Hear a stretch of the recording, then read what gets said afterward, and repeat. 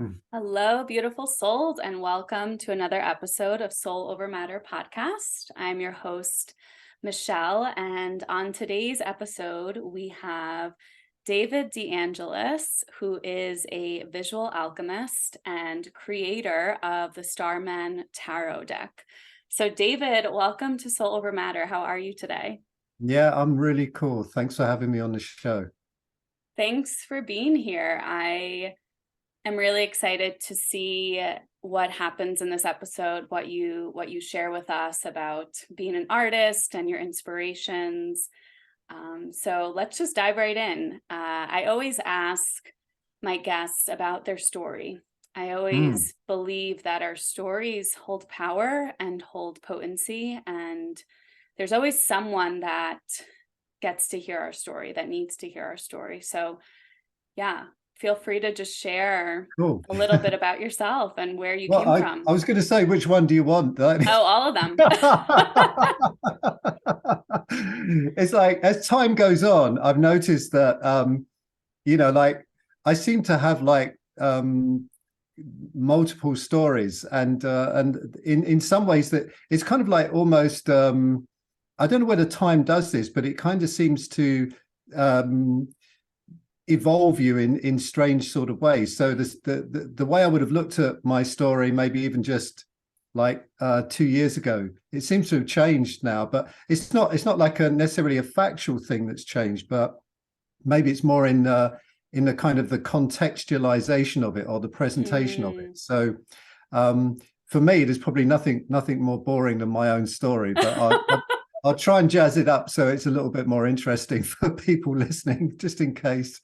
Well, I mean, I could start anywhere really. Perhaps I should start a little bit about my kind of upbringing and stuff like that. So I was brought up in London, in East London, and place called Walthamstow in London. So if anyone's from London, they'll know about that probably.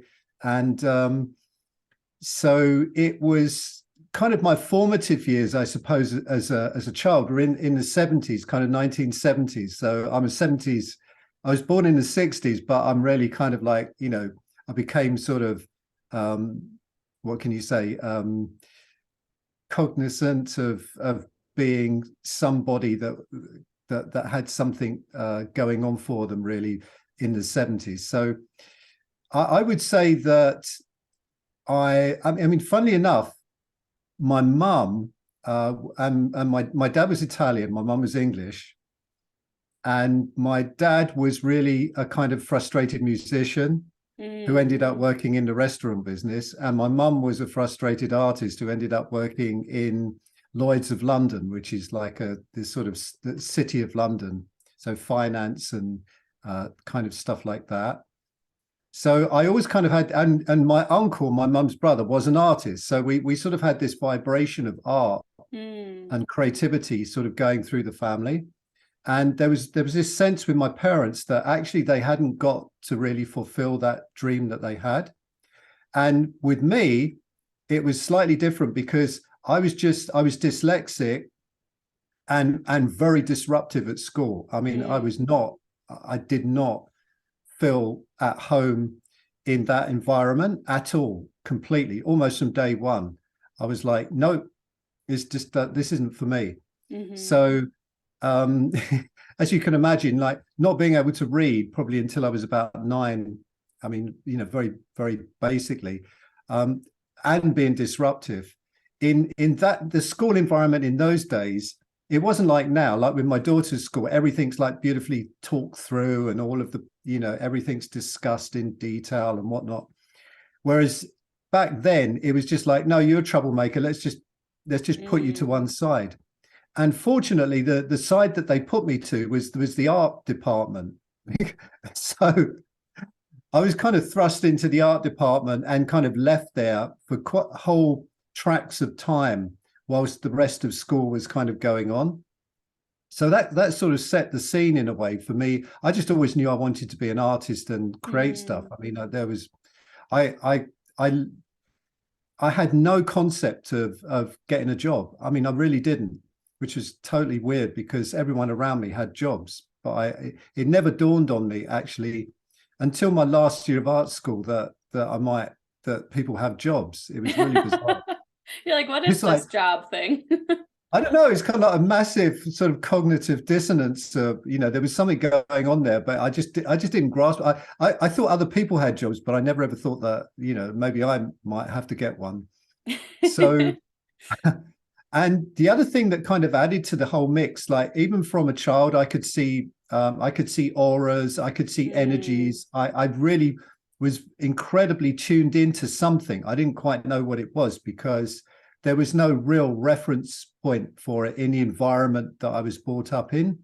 So I was lucky in a way that I got in at school with a group of friends, and we were kind of the outcasts in a way, because when that sort of formative time when we're like 14, 15, punk rock happened and London, she's just died actually, Vivienne Westwood, this whole thing of the punk culture, the music, the Sex Pistols exploded onto the scene. And it was the perfect timing for me because where I was situated in London somehow became a kind of epicenter for all these kind of independent sort of punk bands to do. There was a shop called Small Wonder that had a recording studio above this sort of shop. It was a record shop, and the guy who ran it, I can't remember his name. I think it was called something Stennett. His name was something Stennett. Paul Stennett. That was it. And he was like a proper old hippie, but into the most obscure music you could ever imagine.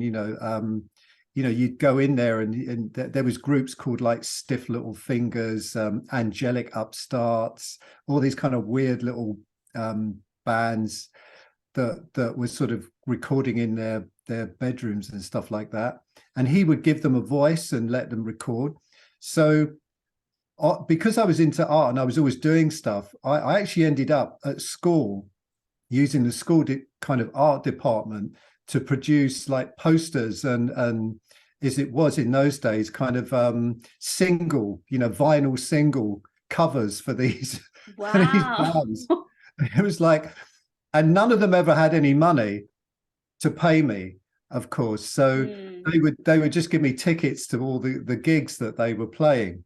And so really from the age of about like 14, I was kind of going to like proper hardcore punk gigs. Wow. And just kind of hanging out and listening to this music and then, really looking at how the whole art movement of that evolved over time. And probably about the same time as that, I probably veered right off the beaten track here. But anyway, no, you're good. Around the same time, there was another friend of mine who had a much older brother, and this older brother had been off traveling to all kinds of places and sort of came back to kind of this little London suburb with peyote, with kind of LSD, with kind of like a whole smorgasbord of psychedelics. And so that was kind of like that, that kind of opened me up to this whole other realm of possibility. And at that time, I had probably the only teacher that ever really kind of took too much notice of me was a sociology teacher who was a bit of a crazy guy. And at that stage, he gave me a book called The Teachings of Don Juan by Carlos Castaneda. And that was it. I was off, So, all I ever wanted to be was an artist. And with the kind of the records and the stuff like the punk bands that I was doing, I got this sense of design. When I first started, I didn't even realize that I hadn't even thought that there was different typefaces and fonts. It hadn't even dawned, although I could see it all the time. It hadn't really got in my mind that there was all these different types of fonts that people could use and ways of it. And that whole period sort of really got me into design and how powerful it was. And then I started to really look at the whole history of design and how it was used to influence things and to tell stories, really. So it became a means to tell a narrative for things. And I was just like really gripped by that. And so from there, I kind of wanted in many ways to go to art college. I mean, I probably would go to art college now if I had the choice. I don't know, because you end up with £500,000 worth of debt. But yeah. I mean, I actually did end up with £500,000 worth of debt, but not quite in it wasn't borrowed from the government necessarily. But, yeah, so kind of I managed to get into art college, and really from there met a whole other group of people. One thing led to another, and like I said, the big shock was kind of my last year of my degree at art school, kind of figuring out that like next year I'm going to be in some kind of void, and I'm going to have to I'm actually going to have to earn some cash, which was I was like, well, how do you do that? I had no clue. So someone said to me, well, because you're a good designer, you know how to design, you've done a design and media degree, why don't you go and work for like a design agency?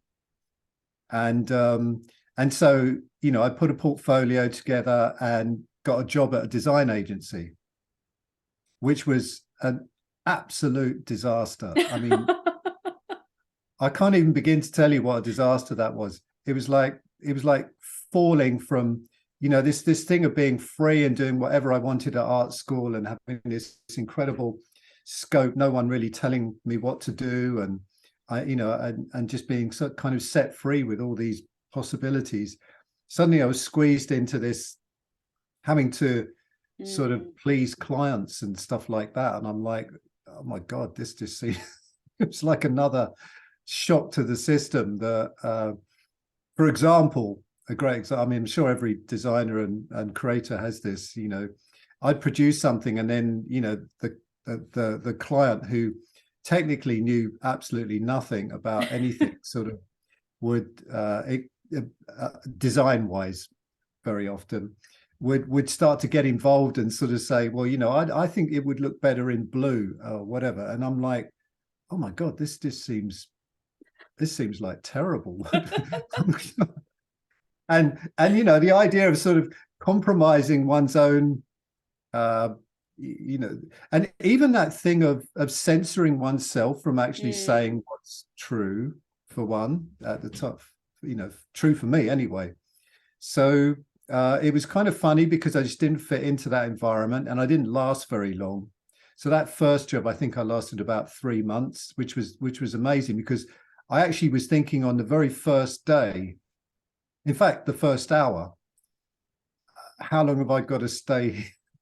Wow. So I was like, your intuition, right? That your soul, you already knew, like, this is a box, and I feel like as artists, we're not meant to be in boxes. We're creators. We're, like you said, you're a visual alchemist, right? We're visionaries. We're literally creating from nothing, right? Like, we're creating this future. So it's very fascinating, and I'm sure there are many listeners who can resonate with that, right? Who are like, well, a job or like money, like I need to follow the herd. It's kind of like the societal conditioning to get the job, to do this 9 to 5, or just the hamster wheel. And as visionaries, as creators, we're meant to be free and kind of create our own lives. So I love that you have kind of felt that all your life, right? You knew you wanted to be an artist. I mean, the thing is that, if you look at it, I think it was Terence McKenna said, like, culture is not our friend. And, I think within all of this, it's important to kind of, I mean, veering off from my story here. That's okay. Whatever, doesn't matter. But we could come back to it if we ever get back to it. And I think it's really interesting because you know, we we're thrown into this kind of this maelstrom of having to be a certain way. Mm-hmm. And really, I think that we have a culture that fights against the kind of ecstatic, which is really why, you know, I suppose things like psychedelics and other states of consciousness and all of those have been so demonized, you know, especially more so in recent, yeah, not so much in, I think there's been an expansion of that in recent years, but probably up until maybe only about 5 years ago, you know, it's really been quite hardcore, and people with any other frame or context in which to view reality from have either been kind of labeled crazy, or, you know, delinquent, or, you know, undesirable to have it within the culture. So, or, you know, I mean, in a way, it's kind of interesting because we've kind of got to this point where, you know, like that we use these words like disruptor and stuff like that. And, you know, I kind of look at these disruptors and I think, well, frick's sake, that, you know, they're actually not that disruptive. You know, I mean, if you really looked, I mean, like, even just going back to when someone like, you know, the group like the Sex Pistols that came on the scene, I mean, their famous interview, they did this interview in the 1970s with this guy called Bill Grundy, who was on this sort of, was this, you know, ultra boring, straight, conventional sort of, I think edge. It's early evening sort of segue into the more interesting programs in the evening, you know. And these guys came on and they were like effing and blinding and using the C word. And it was like in the days before they were quick enough to edit the stuff out. And like it just lit the thing up. So, I mean, that's kind of, although it was orchestrated, but it was actually genuinely disruptive. And I'm not in favor of people being like disruptive in terms of, you know, impinging on other people's personal freedom or sovereignty or, you know, well-being and all of those things. But I do feel that we've kind of got into a stage in where we're at the moment where, you know, you can almost just be a disruptor by just putting a few posts on Instagram. You know, that to me doesn't actually shift atoms. It doesn't do very much. So, you know, from my perspective, I think that, you know, as an artist, it's almost like, you know, not a prerequisite being an artist to be disruptive, but I think, you know, unless you're painting pictures of the seaside and you know, kind of selling them for, you know, $20 on the side, you know, if you're calling yourself an artist or anything that is linked to that, you know, you're questioning reality, you're questioning what is generally termed normality.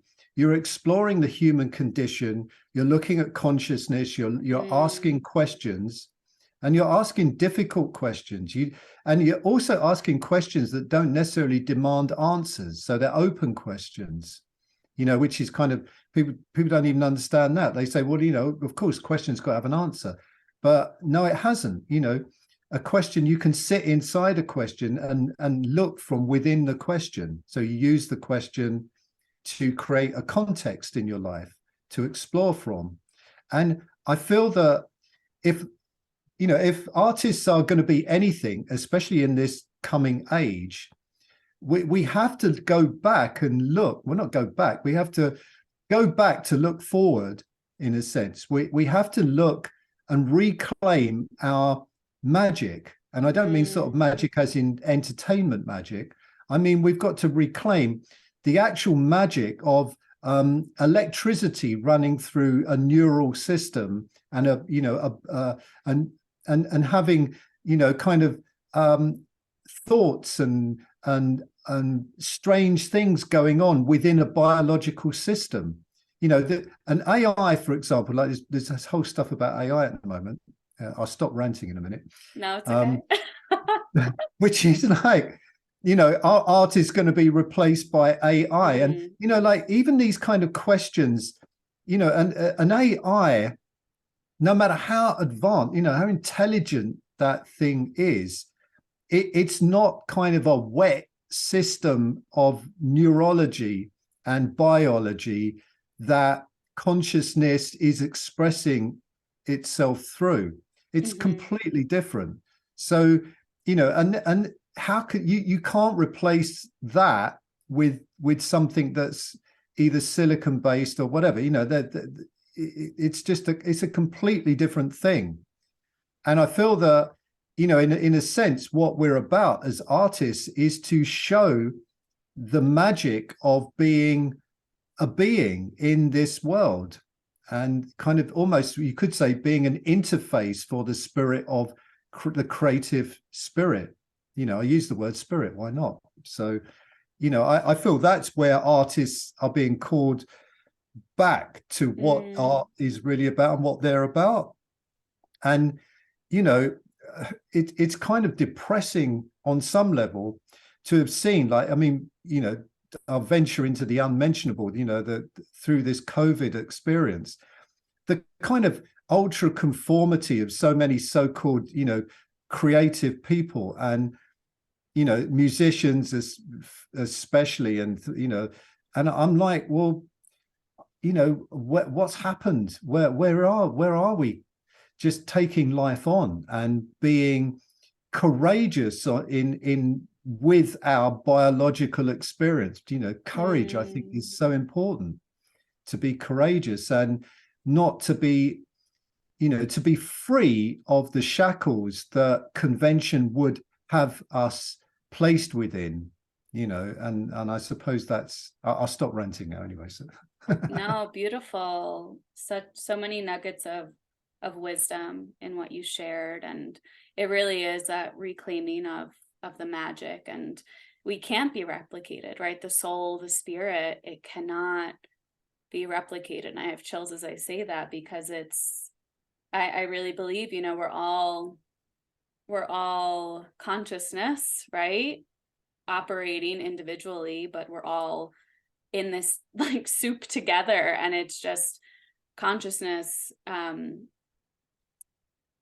living out itself in billions of ways. And when I actually saw your tarot deck in Sedona, I saw it on a shelf of a million other tarot decks and oracle decks, and I was like, whoa, like my eyes just immediately were drawn to the visuals and the imagery and the colors, and it was just like this moment, and I was like, holy crap, what is this?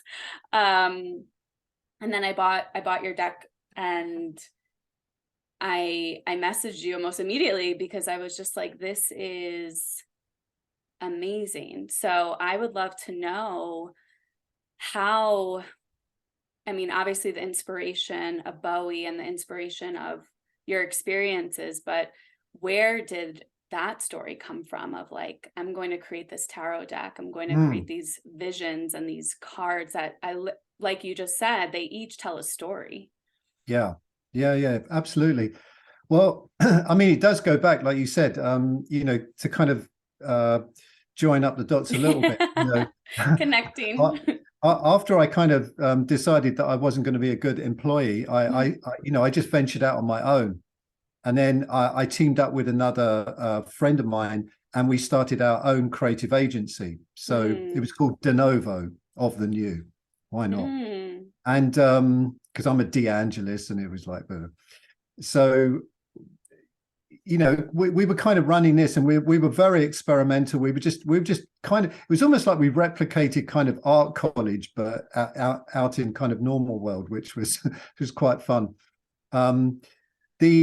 I suppose the other flip side of that was that it wasn't making any money, because we were so kind of experimental and out there that, kind of, it was difficult to see how a client could actually hire us at all.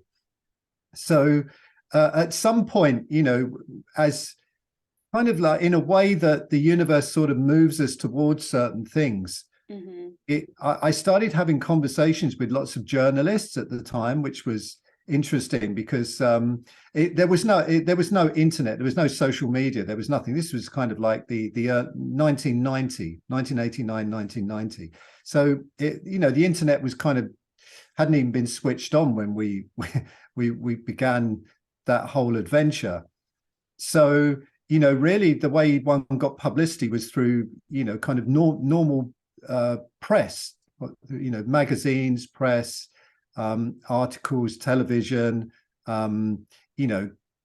just all of that, radio, whatever. I mean, radio is not a great medium for being an artist, but it was just very limited in the way that you could actually draw attention to what you were doing.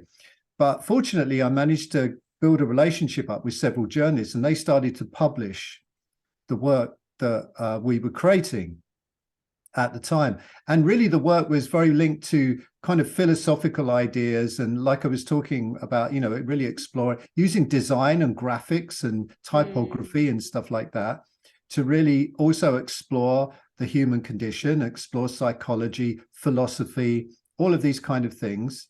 And as kind of luck would have it, we got a big feature in a particular creative magazine. It was called Creative Technology, I think. I think it's long since 30 years ago, right? Yeah, I mean, since technology stopped being creative, I don't know what it did, but anyway. So we got like a big spread in this magazine, and ironically, luckily, wonderfully, miraculously, David Bowie actually read that magazine. And he got hold of the article. He was on a flight to New York from the UK, and when he got to the other side, when he got to New York, he picked up the phone. This was in the days where you had an article in a magazine and you just put your phone number on the bottom of it. Oh my gosh. Our sort of office number. Wow. And so we had a receptionist who was doing work experience. So she didn't even know who David Bowie was. She was my God. And so she put a call through to me. I was just we were sitting in our studio. She said, "Oh, I've got a Mr. David Bowie on the line for you." And I was like, you know what? This has got to be one of my friends, like, winding me up. This has got to be a joke. So I was like, yeah, hi. And like within 2 seconds, I'm like, shit, this is David Bowie. It was unmistakable, it wasn't. Of course. It wasn't one of my friends just winding me up. It was definitely him. So I was like, ugh. What do you actually say to David Bowie when he just calls you up on the phone? So kind of that led to being invited to work with David Bowie, which was just extraordinary. So we worked on the album that we first worked on was Outside, which was kind of a reintegration of his much more sort of adventurous, off the wall kind of stuff. He'd gone through that whole 80s period, enormous success, and I think he was just at a point where he just said, look, I just want to create freely. I don't want to be typecast like that. So in a way that he killed Ziggy off, at the height of his fame, he just said, right, that's the 80s done, now this is something new. So I got to work with him on all kinds of different things for pretty much about 7 years, I think, in that total. But so during that time, we kind of toyed with the idea of producing these kind of divination deck, a kind of deck of that. I mean, not divination as in kind of like the old. I mean, nothing wrong with it, but kind of the old gypsy, like sort of staring into a crystal, but like something that really helped people to access something that was latent within them or that needed to be expressed. So it was kind of like a deck of cards or images that would be a tool to enhance creativity and to help people to kind of access maybe even altered states of consciousness, different ways of looking at things, however you want to phrase that. So we toyed with this idea originally when we were working on the Outside album, and then kind of that took a lot of work and a lot of stuff going on, and I mean that was a crazy ride just in and of itself, just some of the things that happened on that particular journey. But it was kind of like, it was almost like an art ritual, the whole thing. It was just bizarre, and kind of lived up to how amazing you would think that whole experience should be.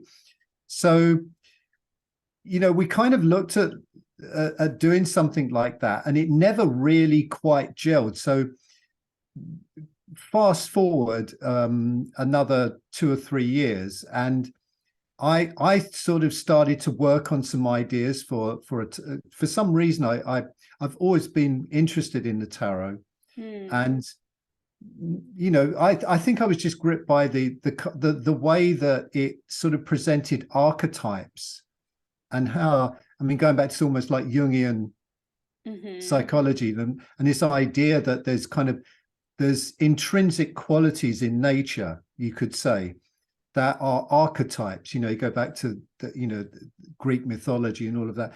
They're depicting archetypical energies that we face as human beings. And when we can look at these archetypes and see things mirrored back to us, I think it helps us to integrate those things, and also to come to terms with certain things that happen in our own life, certain behaviors, certain dysfunctionalities, and also certain things that light us up and turn us on, in terms of what makes life, what kind of brings to life, what's the word, the scintilla of life, the essence of life, what really makes it flare up and be spectacularly beautiful and whatnot. So all of that was kind of buzzing around at the time, and we bounced a lot of ideas backwards and forwards, and we had long conversations about this stuff. And it was like, I guess words are cheap, but not if you're working with David Bowie, because like he's I can't imagine them being cheap. So I mean, I was more than presumptuous, because I would hijack a lot of his time kind of talking about these kind of subjects and stuff like that, which was over and above, in a way, that a lot of the things that we were doing in terms of the art and design and all of that stuff.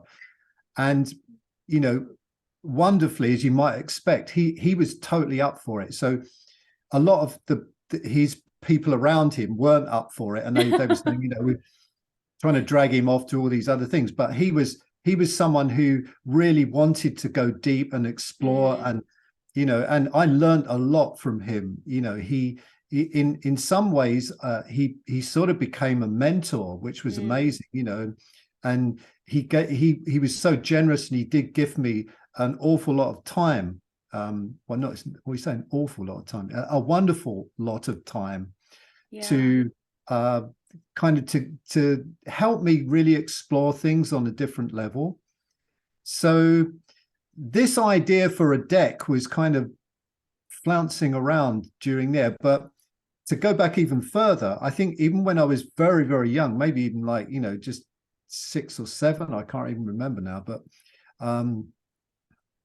I was aware a tarot deck came into my life. I think it was an auntie or someone that gave it to me. I can't actually remember now.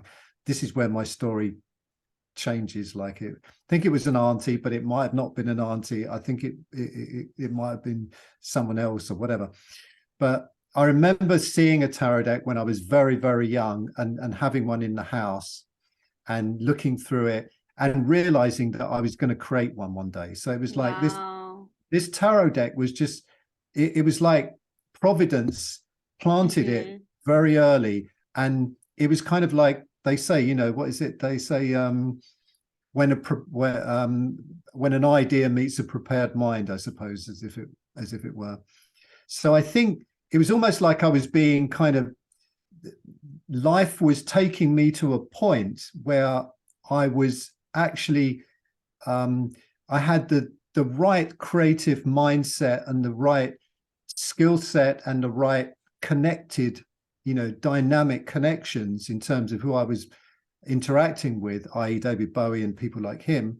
Well, there isn't anyone like him, but I mean, kind of like a circle of people that were, not only highly creative, highly successful, but also influential and able to, so it gave me access to people and ideas that I wouldn't have had access to under normal circumstances. So I could feel something moving along.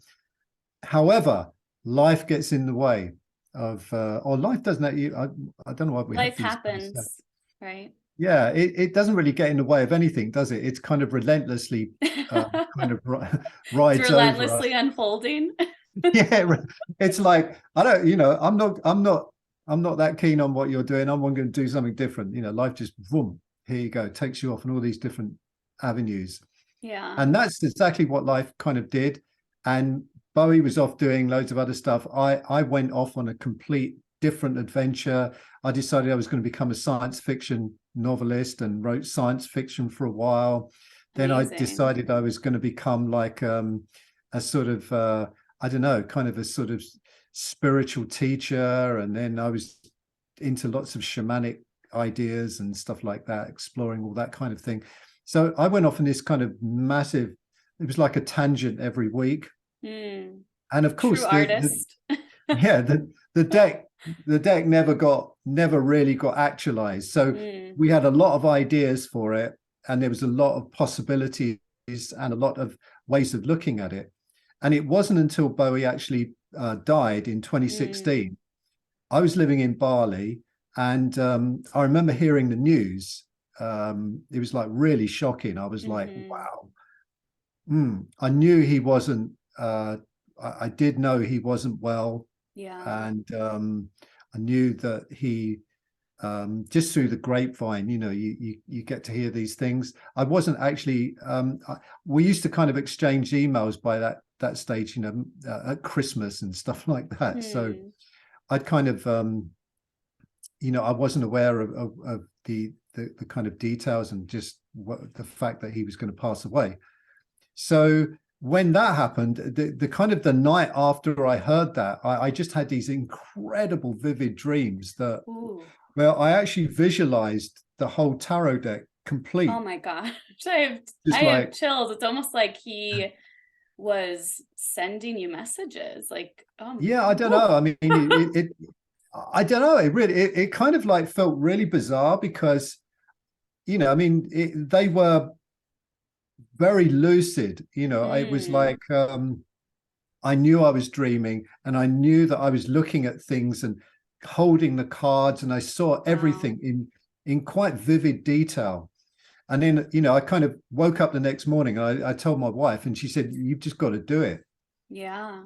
And at that time, I was busy doing other stuff. I wasn't really in a position to go, as it ended up, 2 years worth of kind of work and research to try and actualize what that dream gave me was so fucking difficult in a way. It was like, it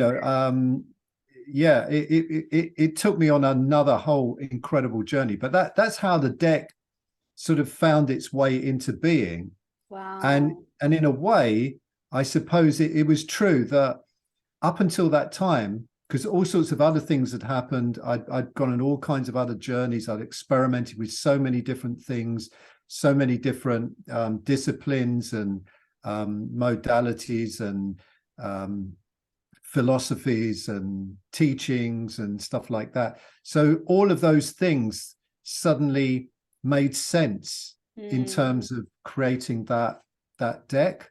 And, like I said, kind of, it took me, like even with the kind of tours that I had then, I suppose, because a lot of it, although I put it together on computers, a lot of it is, I mean, there's notes that Bowie and I wrote to each other that are woven into the deck. So there's a lot of that stuff that's encrypted into the deck that I've abstracted and turned into things.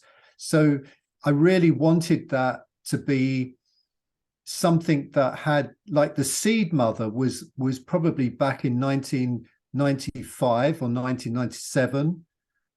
And then, I suppose I really wanted that to be kind of like brought into the mix of what I did. So it's a bit like these events that happened back in time evolve forward and become something else and transform. And and find their way into the world. They find their own way. And I suppose primarily I could say that I was more like a conduit for it than I mean, I'm pretty okay. I mean, I'm I wouldn't say like I'm a genius on computer graphics or anything like that. I mean, maybe at the time, maybe in the early 90s, I would have been considered that, but now I'm kind of like, well, there's so many things that one could get good at, and probably I just haven't got enough years to worry about getting good at doing so many of the things that are available now. But somehow, even with the experience that I had, these things came through so clearly, and there was just incredible synchronicities that took, like, every card was kind of like a journey in and of itself. And there's 78 of them, so it was like it was a bloody hell of a journey for 2 years. And there were times when I just thought, why am I doing this? This seems like just crazy. Maybe I should just go and do something that's easy. But so within those cards carry, I don't mind being people can call me crazy, but I really know that these cards carry the essence of something magical within the structure of those images. So when people look at them and they interact with them, there's a transmission that happens. And that, if I just, now I could probably just go, whip a load of images that almost look like that on using Midjourney or whatever, DALI, or, and they can almost look pretty much like that.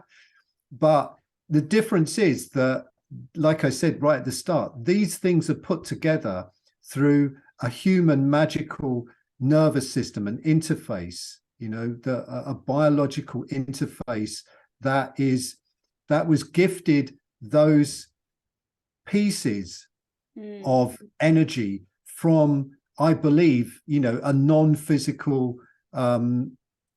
That maybe you could even say if this reality is kind of like the interface, there's people like Donald Hoffman, scientists use this. The most, just as a byproduct,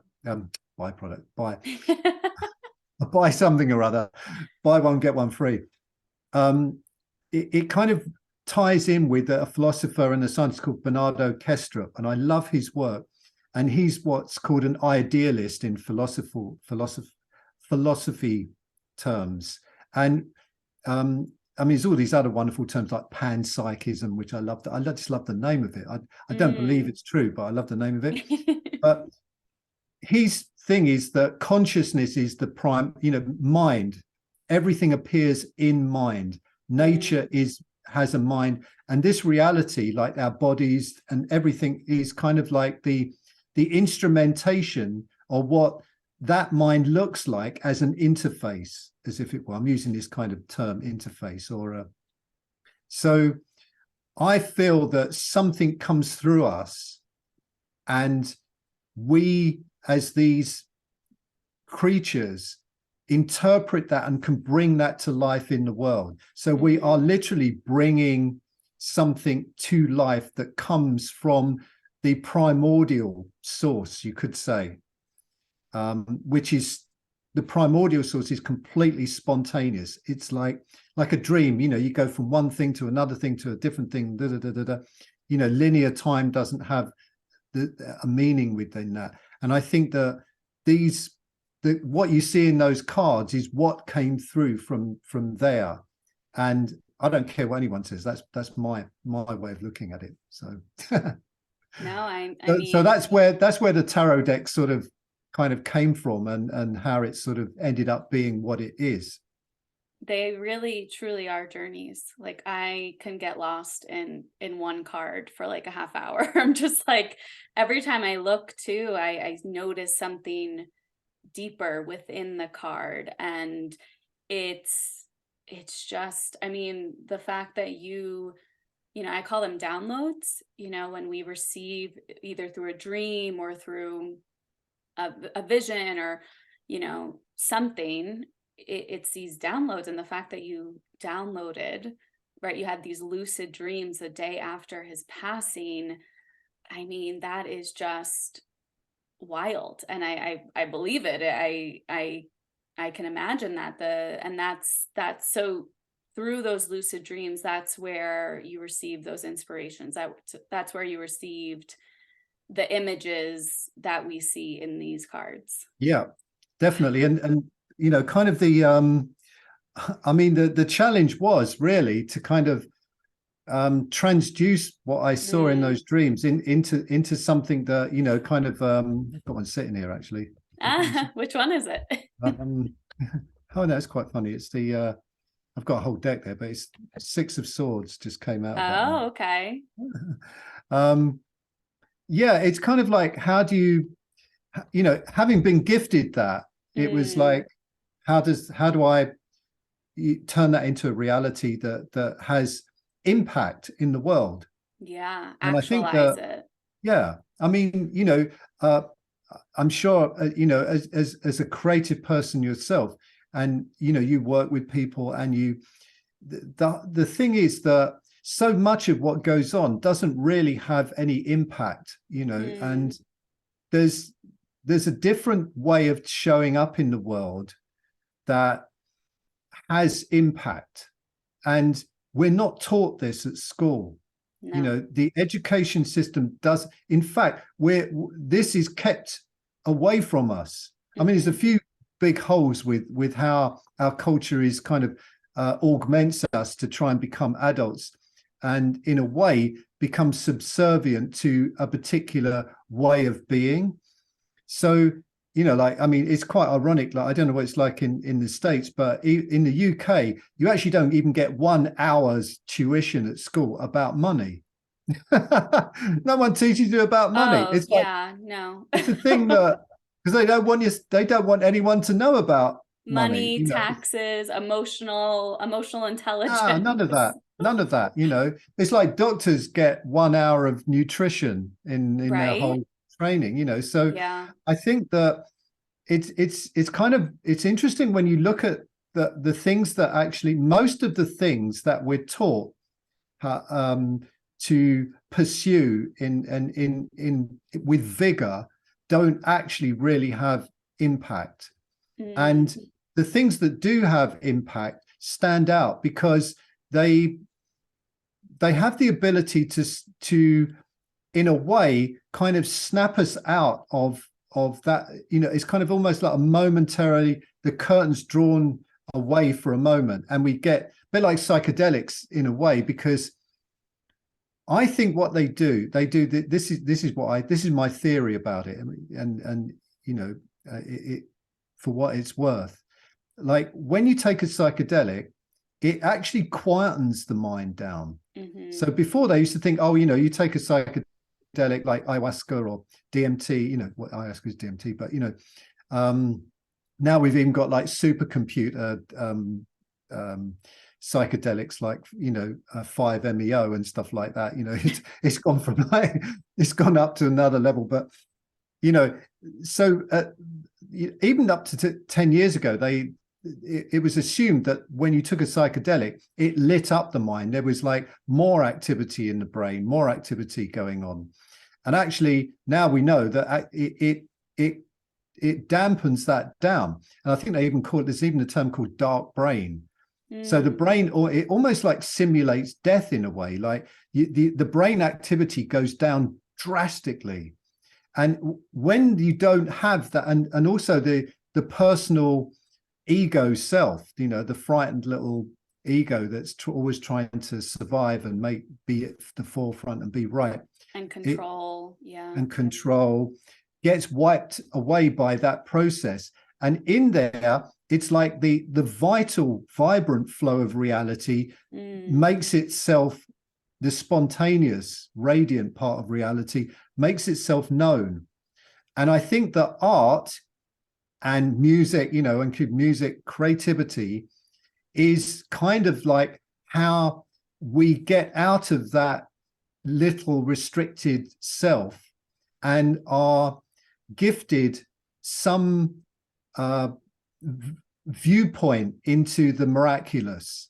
That's what I feel is going on, and I think that's why we're so drawn to it, because it shows us our natural self. We get to experience our natural self instead of this little self that's a conditioned little persona. And I feel that is what's going on, and it doesn't rule out anything either. I mean, like I jokingly said about AI, but I mean, when something is beautiful, if it's beautiful, I mean, there's a lot of shocking art around, but I think something like beauty, for example, if we settle on that for a while, I would say that beauty and creativity, they're intrinsic qualities of reality, and they allow us to recognize something that's who we are. And that's why those things are so compelling. And when we create art that is compelling in that way, it does something to people. It allows people to remember something wonderful about life, about who they are, beyond that little constricted self. It opens up us to a bigger stream of possibility and a bigger stream of reality. And that, I think, is why we have art even. It's an extraordinary thing if you think about it, that it even exists at all. In a world that, I mean, we've ventured far off this, in our kind of reductionist materialist way of looking at things. It just brings everything down. I mean, it's actually almost a ridiculous way to look at things. If we've been convinced that it's the this is fundamental, like this body, the you die and then it's all, everything, there's nothing, everything's gone. And so in a way, you might as well just collect more cars and computers and shoes, because that's the grand total, and whatever it is, money, houses, lovers, and all of that kind of thing, because it's all for nothing. It's meaningless. And in a world that's devoid of meaning, we might just as well live like that. And we do live in our culture where all the meaning has been for some time sucked out of our lives. And when people don't see that life is actually deeply meaningful, we are actually spiritual beings. Yeah, we're magical creatures. I mean, it's just, and if you look at reality and you say, well, we are nature, we are consciousness, and there is, I mean, it's almost like the transcendent possibility becomes center stage, because when you feel that what you bring to life in this world feeds back into God and somehow makes that it creates something, if you could say that God is even kind of a neutral, it doesn't have metacognition. It's just this stream of energy and stuff. But even like I heard someone talk about this the other day. It might have even been Bernardo Kestra, actually. Just even the original kind of symbology of religions, which has been kind of polluted now down to just being kind of like little bits of moral code about, well, you should do this and you shouldn't do that. Yeah. But at its actual essence, it's telling us that like this God like incarnated into flesh and was fed back how this can suffer. So then God understands suffering through actually becoming flesh, and conscious of it.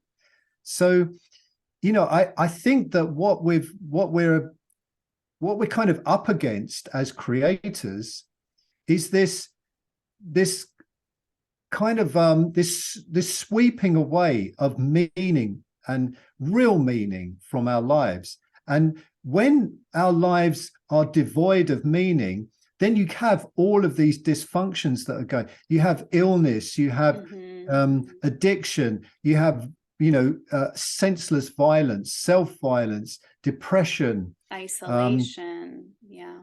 All of these things I feel are byproducts of a life that's been where wonder and meaning and the miraculous actual quality of life has been downgraded, and we're told that it's just not true. Follow science. Science is amazing. It's fantastic. Of course it is. But it's a particular asana. It's a particular way of looking at things. It isn't the truth. And art and all of these kind of things are, if they have a purpose, it is to demonstrate the fact that life is totally astonishing at its most base level.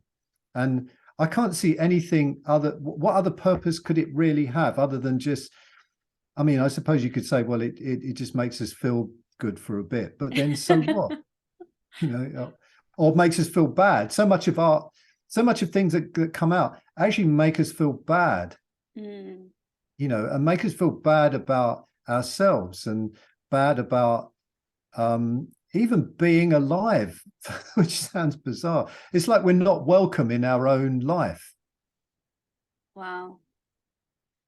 Yeah. Wow. So much wisdom you are sharing. And I always say it's coming back to our childlike wonder, right? You said you have a daughter, and when you're around children, you notice that essence, that purity, that creativity, that magic, right? That imagination and vibrancy. And it does happen once we get to like 7, 8 years old. We're in the school systems, or we're just around others, and we realize that others will judge us for our imagination or other things, caregivers, friends, teachers, and then we start to dampen that spirit. Well, let me ask you a question. If I can sort of reverse the of course. The flow.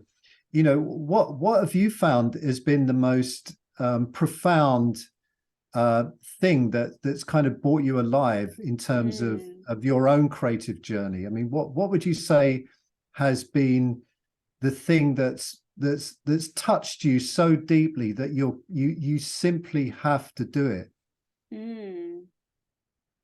Beautiful question. Ooh,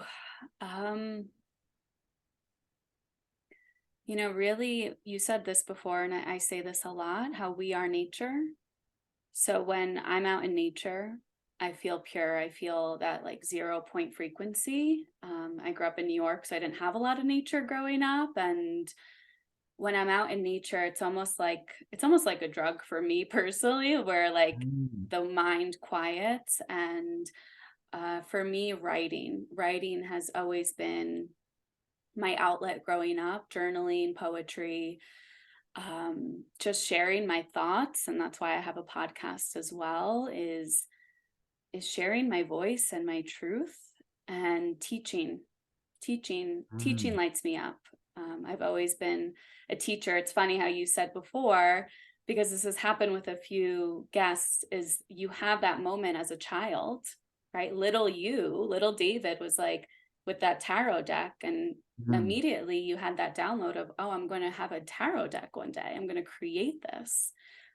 And I really believe it, when we are young, that's when those inspirations come. I was teaching my stuffed animals, my little sister, like I was always just this teacher. And I love seeing a light bulb come on for people when I remind them of their power.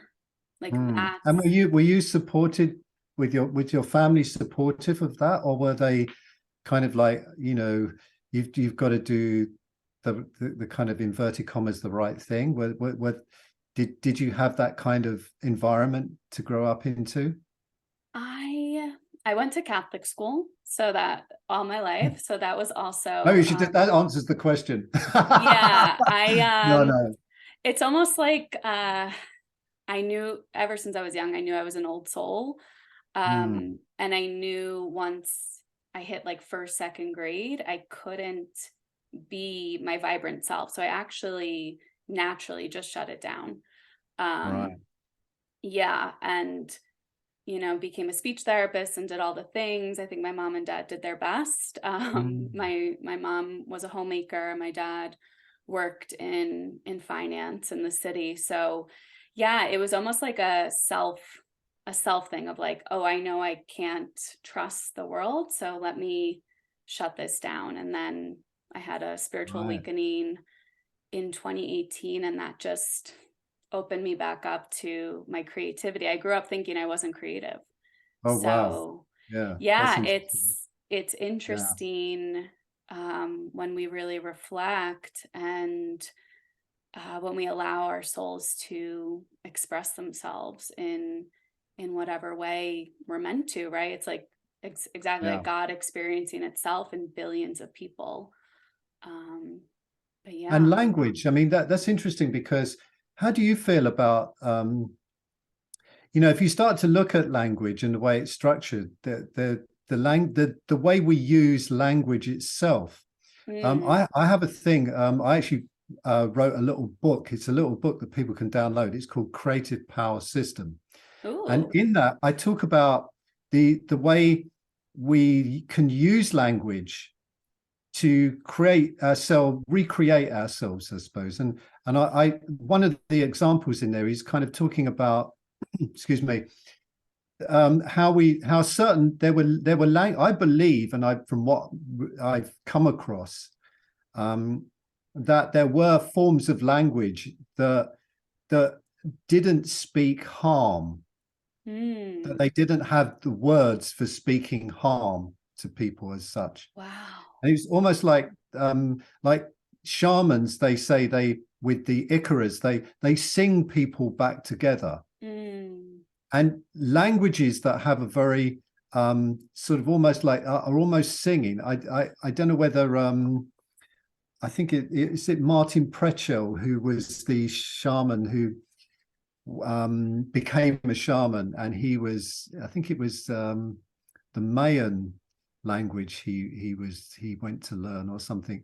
But just it's almost, I could be wrong about it, but he was saying it's almost like singing. And there's certain African, very strange African languages that are sort of more like singing. Mm. And I feel that the way we use language, like, just even on a very basic level, that we say the weekend. So all the 5 days we're weak. And Yeah. then for 2 days, we get the end of that weakness, and then we go back into it. We speak in sentences, and we're given a prison sentence, so there's all these kind of like the way our language is structured to keep us in a particular way of being. So I'm just curious, because did you say you were working with children with? Yeah, I have a degree in speech pathology, so language, Yeah. linguistics, What's words. your feeling of, seeing as I've got you in front of me, what You what's got your the mic feeling now. what's your feeling about that? Do you feel that our language in a way kind of imprisons us into a particular way of being, and it's very difficult for most of us to see past that? And I'll just say this very quickly before the thing that I discovered was using declaration. Mm. So we tend to use language as if everything's a report of something else. So it's like we're reporting the events of something. So instead of saying, like, I would, it's like I would love to create, it'd be great to create a beautiful piece of art. So it sets it up. So it would always be great if I could produce that piece of art. But when you declare something like, I am producing an amazing piece of art, it brings a different energy into, it's like the I am that I am, I suppose, that to look back on that old one. But how did you find that when you were teaching it? Yeah, I actually have an episode on the podcast called Words or Spells, Wow. because once I really stepped into, this truth of mine and this energy of realizing that everything is connected, my words shifted. So instead of saying I should, or I have to, or I want to, which lend themselves to that kind of imprisonment, right? Like I have to do something, I should do something. For 2 years now, I say I choose to, or I get to. Right? Even laundry, I get to do my laundry. It's a privilege I have to do my laundry. I have a washer, dryer, I have access to all these things. And I think inadvertently I teach that to my students, that empowerment, like you just said, I am, instead of, oh, I'd like to do something, it's creating that declaration, that affirmation. And I teach that to all my clients, because our words are spells, right? It's called spelling for a reason, right? We're casting spells all day long. And those start out as our thoughts, right? So, up until before 5-6 years ago, I had a very loud inner critic, very loud, inner enemy. And since I've quieted her, she's still there sometimes, of course, right? But when you shift your mindset, when you shift your words, your world changes. So I'm a huge, huge advocate of shifting our words. Even people saying good morning, right? Morning means it's a loss or sadness. Morning, yeah. Right. And it even before you said, oh, an awful time, an awful lot of time. It's like it's just so programmed into us. And then we have to catch ourselves. Yes. It's like I've become slightly hyper aware of that, and nevertheless, because we're never going to give less than we're giving now. Isn't that just straight weird stuff, isn't it? I still am so habituated in that way of operating that it comes out. And quite often sometimes I'm even in the middle of saying something and I will stop, because it's like, I can see that this is not me. This is not what I want to communicate in the way that I want to communicate it. It's something else. It's the conditioning that's speaking. It speaks through. I call it the command, actually, in the way I look at it. It's kind of like and our personalities are a little bit like, Uncle Tom Shack in Huckleberry Finn, things that we don't get to choose who we are. And it often it doesn't dawn on people that they've actually never chosen to be who they are. It's like we just rock up and this thing just this shell just forms around us, and suddenly we are who we are. And I don't think we're like anything. I think we're malleable, and we can consciously we can bring who we want to be into existence as an act of creation, almost like as a work of art. So, and again, we're not taught this stuff. What children naturally do this all the time. They're trying on all kinds of different personas and ways of being. That they'll just go through a whole medley of them, within the space of a few hours. And yet, it's like we become galvanized, or what's the word, when something kettles coked up with it. I can't remember now. What's it called? Someone in your audience will know what it's called. I can't remember what it's called now. Word. It's like it's all this kind of this kind of crusty stuff that comes out of water when you keep when you know, if you've got an old kettle, it's all kind of crusted up with stuff. And I think that's how our personalities end up becoming. We become, you know, almost crystallized into these particular ways of being, with no one telling us that actually you don't have to be like that. You can put that to one side and be something different, and you can create that. And, you know, which again is another thing that there's probably all kinds of rabbit holes we could go down, but I'll have to have you on again. We could talk all day. I know. We could have like the conspiracy episode, you know. Oh, I'm open for that. That would be fun. I just feel that, you know, we have to, well, we don't have to do anything, but I think it would be wonderful if I think there is a big groundswell now of people that are seeing that there's something not quite right with the narrative that we're being constantly presented with. Now, if you're someone, I mean, there's many people that have never felt comfortable with it, and for whatever reason. However, I think now there's more and more people that are feeling that intense discomfort with the narrative that we're told about things, and the way that we are being very, it's almost like, you know, when you boil a frog, you know, you don't realize it's boiled until you're boiled until the last minute. It's almost like this has been going on for quite some time. And there's a lot of, there's a big movement now to kind of downgrade, like I said, the fact of how wondrous we are. And I really understand, I understand that on a deep level.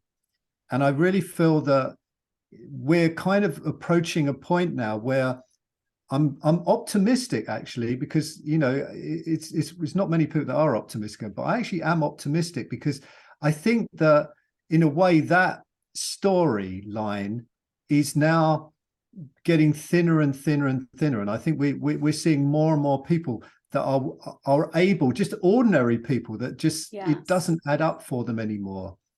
There's like a disparity in the way life is presented.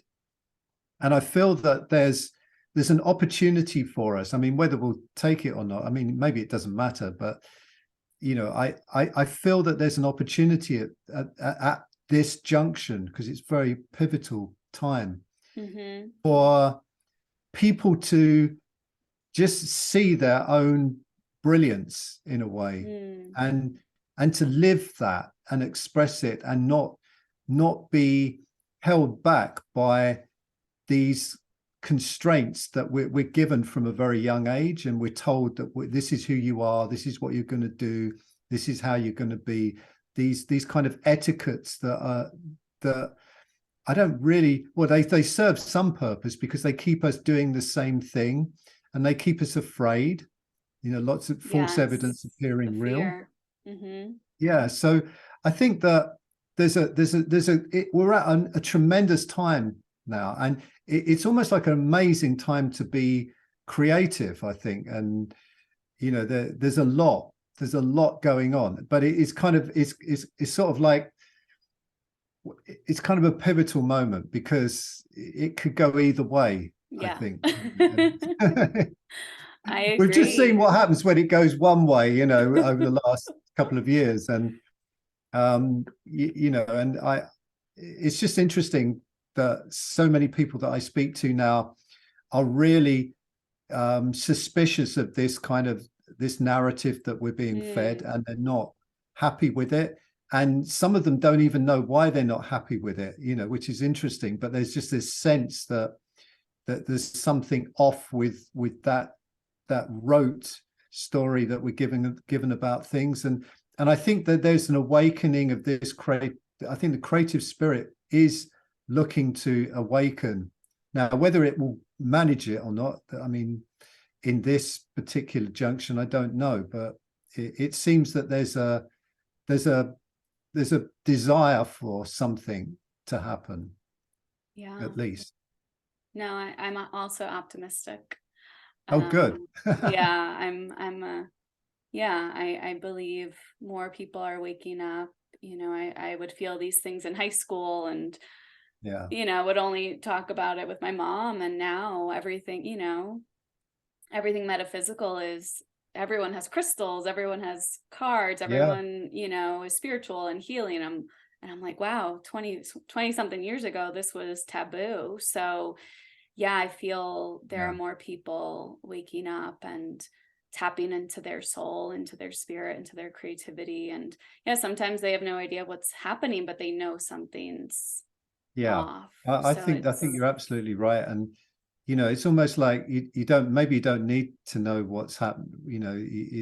It's like we're obsessed with knowing yeah. how. It's like, and very few people actually just ask the question why. What why.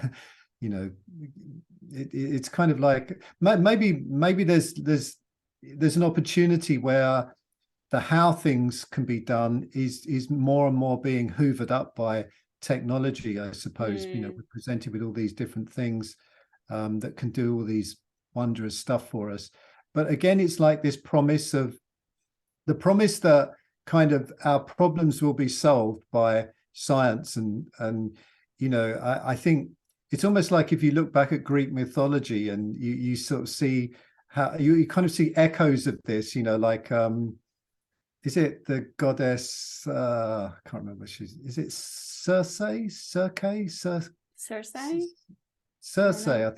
I think she was the daughter of Helios, and she was the first, supposedly the first witch Mm, um, that actually embodied and then chose to be mortal and face old age and death.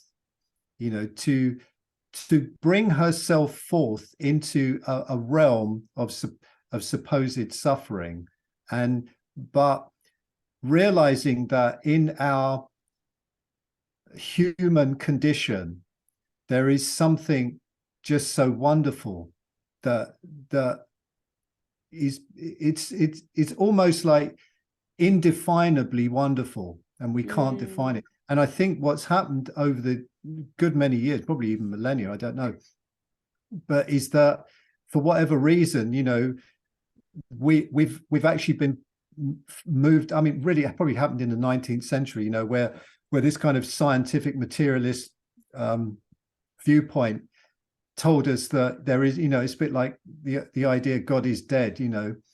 Was it Nietzsche that said that? I can't remember. Was Nietzsche? Was it? I I can't don't remember. Was it remember. one of them? But the idea that when you kill God, then the only thing that's going to save you is kind of like science and tech. Mm, There's nothing. The only greater thing than self is this thing called science and materialism, and everything's just this, and it doesn't actually answer any questions within us. It doesn't. We feel that, because I would say the spontaneous mind or the miraculous mind, the radiant mind, feels things. mm-hmm. And you could even, I suppose, the interface of the left and right hemisphere, I suppose, as well, that when we allow ourselves to feel and we allow those things to come through, then the mind does quieten down. That incessant 70,000 thoughts a day Oh we God, don't yes. need, um, starts to quieten down, and we get to be more of who we can be. Mm-hmm. And I think we never know who we are, and people think, oh, that isn't that terrible, we don't know who we are, or I don't know who I am. But actually I think that's wonderful, to not know who you are. And Mm. it's quite funny because actually on my screen it looks like I've got it looks like I've got a nose on at the moment, which is so as I was talking, it looks like there's like a sort of clown's nose forming on my and like in the deck I've got the sacred clown, which is the Hayoka Oh in the yes, I love that one. Lakota tradition, and the idea of the sacred clown, like the trickster, Mm-hmm. um, turns everything upside down, and kind of it shows us the cosmic joke in a way. And which is another big thing, is that I suppose that the last 2 years has really brought into focus just how difficult it is for some people to actually laugh at themselves, and see that actually, life kind of laughs at us in a way, Yeah. but not in a terrible way. But if we look at it in the right way, that laughter is just saying, actually, everything's okay. You're meant to be here. You are a sacred being. Everything's okay. It's good. This is good. This is good. Yeah, that's what that laughter says. And even though there's suffering, it's like, you can suffer, of course, it's inevitable. However, if that suffering is used to help us grow and become better human beings, then it becomes something that is part of how nature works, to understand how to evolve and experience more of itself. I mean, I don't know. I think a lot of things have just taught us to kind of just journey through life as easy as possible and not even touch the sides. And I think that the more we can be, deeply immersed in life and really present for what's going on, whatever that might be, the payoff is that we're fully alive. We're not half alive, as if it were. It's like, I think it was Schopenhauer, the philosopher, sort of talked about the will of nature. Like, that there's a will that comes through us, and it's like, I think on some level you could look and say life's incredibly wasteful, because like that will's coming through everybody, and like some people it never gets seen, and then every so often it can just become alive in us and take us to places that and actually be of some proper utility. It's useful to people. It makes people feel that they have meaning and they have purpose, and all of these things that actually make this stay on this planet kind of worth the suffering, I suppose you could say, in the end. It's yeah, I don't know, I'm rambling now probably. No, it's beautiful. Yeah, I mean, without suffering too, I mean, that's where a lot of art comes from, right? Yeah. It's a human experience. It's a human journey. You read poetry or you see an art piece and you're like, oh, there's another human. I can resonate with this other human. They're also going through something that I'm moving through or that I've moved through, right? It's also that joke on all of us that like we're the only ones that have that feeling. It's like, no, billions of people before us or billions of people at the same time as us are experiencing the exact same emotion. So yeah, I'm a diver. I'm a life diver. Like, dive right into experiences instead of seeing them as negative or positive. It's the human journey, and that's where we learn. That's where we grow. We can't coast in life and expect to have all these lessons. So yeah, oh my goodness, David. Well, we could chat for another hour. I've fully enjoyed hearing your wisdom and your just theories on life, and the inspiration behind you as an artist, you as your creations. Where can people find you? Where can people even work with you? I don't know if that's I'm on social media like most people. I've got a website, starmancreations.com, so you can check out my stuff there, and you can buy some merch and all that kind of stuff. And of course, if you get the Starman Tarot, that's sold pretty much everywhere now. I think Amazon, all of the big bookshops, independent bookshops. I think you can even order it in your local library if you want. so you can connect with me. And I, by the way, I co-wrote the book that goes with that with my wife Esther. So she was a huge contributing factor in that tarot deck actually coming to life. I don't think it would have actually manifested quite as well as it has manifested without her input. So she's been a huge inspiration to me anyway, just as a fellow creator and stuff like that. So I just wanted to acknowledge her for that feminine input into my life and how special that is. So yeah, David with an E on the end, Davide, Starman is Instagram. I'm not really that big on Twitter. I don't know. Me neither. I never got on the Twitter game. But... yeah, and I've kind of just started up a YouTube channel. Really, I mean, I've kind of started doing something on it rather than just posting a video every 10 years or something. I've decided I'm going to build something on there. So if you just look up my name on YouTube, you'll see some stuff coming up there. And I should know what my bloody channel is called. I can't remember. Okay. I'll put some of these links in the show notes. Yeah, I think it's called Davide DeAngelis Creative Alchemy. So if you look that up, you'll come to that. So yeah, I'm always around, kind of like, this day and age, it's quite difficult to be invisible, isn't it? It is. I mean, it's not that difficult to be like a kind of, everyone sees you, but you're invisible. But we're not that difficult to find anymore. So yeah, if someone wants to get in touch with me, that's cool. And yeah, so amazing. That'd be great. Maybe I'll have to have you and Esther on in a future episode. That would be cool. Yeah. I have to just say this, that Esther does a thing called free smiles. Oh. And she did it all the way through the pandemic.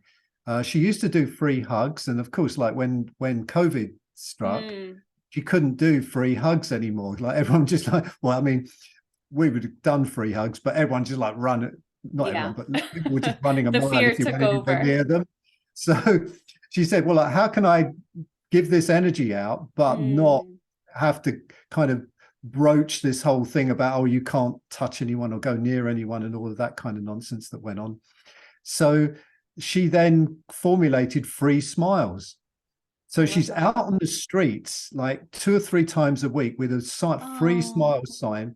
And she has transformed so many people's lives. It's unbelievable. So, she would be a wonderful person to talk about, just that thing of actively participating in the process of creating. She's an artist. She's also creates these wonderful things called joy catcher trees, where she puts all these beautiful things onto trees and people can go and hang messages, quotes, and all kinds of inspirational stuff just on trees that are in our local environment. So, I think for me, she embodies the spirit of an artist, because she is someone who she will be out in the world making art, doing things. It's not hung in galleries and stuff. It's really in the world. It's in the community. It's totally amazing. So yeah. So anyway, I will gladly put if someone wants to go on her Instagram, she could do with a few more followers, I think, because it's really amazing what she's doing. So she's really kind of just getting into the swing of it, but it's Free Smiles Magic, I think her. Oh, I'll have to check it out. That's so beautiful. She won't be happy if I've got that wrong. I'm not sure, maybe I've got that wrong. Talking her up. I love it. I'll drop you a line anyway, so you can check her out. So, but amazing. Yeah, thank you for having me. It was really fantastic to chat to you and kind of get to know what you're up to, and just know that there's people, there's more and more people out there like yourself doing really cool stuff, and who've had a kind of really profound transformation in their lives, and are now stepping into that space of offering this, and working with people and really making a difference in the world. So, thank you so much for showing up for that. Well, thank you, David, for being here and sharing. Have a great day. Pleasure. Pleasure.